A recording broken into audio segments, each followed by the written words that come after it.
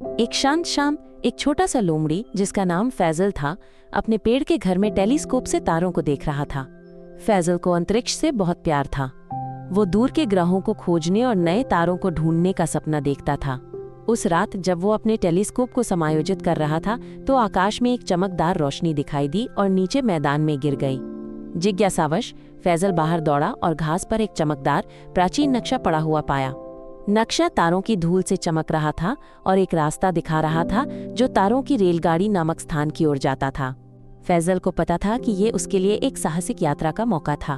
उसने अपने बैग में स्नैक्स, एक नोटबुक और अपना पसंदीदा अंतरिक्ष चश्मा पैक किया। नक्शा उसे मैदान में छिपे हुए एक रॉकेट तक ले गया। रॉकेट चमकदार और चांदी जैसा था, जिसमें नीले रंग के इंजन और एक झंडा लगा हुआ था जिस पर लिखा था तारों की रेलगाड़ी। जैसे ही फैजल रॉकेट में चढ़ा, इंजन जल उठे और रॉकेट आकाश में ऊपर उठ गया, पीछे चमकते तारों की धूल की एक रेखा छोड़ते हुए।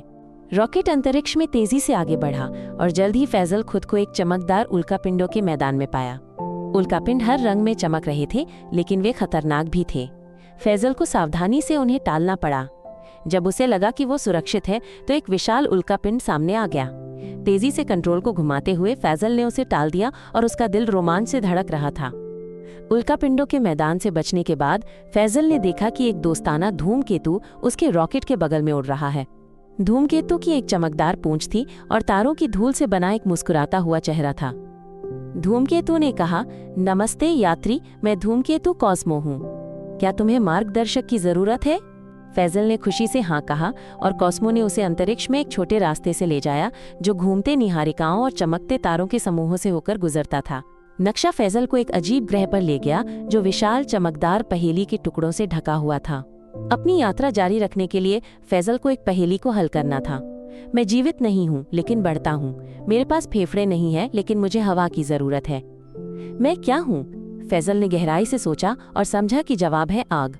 पहेली के टुकड़े हिल गए और उसकी यात्रा के अगले हिस्से का रास्ता खोल दिया।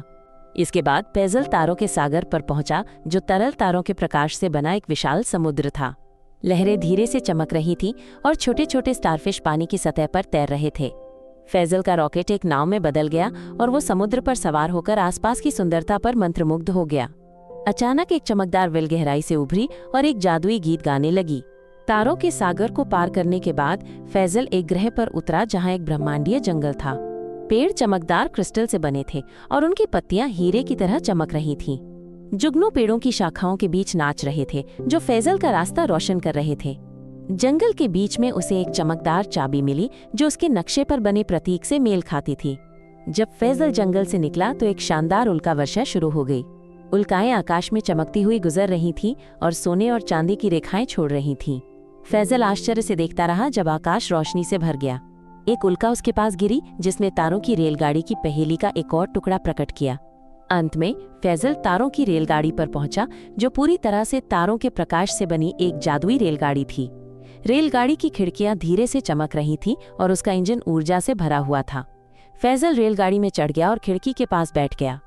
जब रेलगाड़ी चलने लगी तो उसने तारों को तेजी से गुजरते हुए देखा और उसे लगा कि वो कुछ वास्तव में खास का हिस्सा है। तारों की रेलगाड़ी फैजल को उसके मैदान में वापस ले आई जहां उसका पेड़ का घर तारों भरी आकाश के नीचे उसका इंतजार कर रहा था।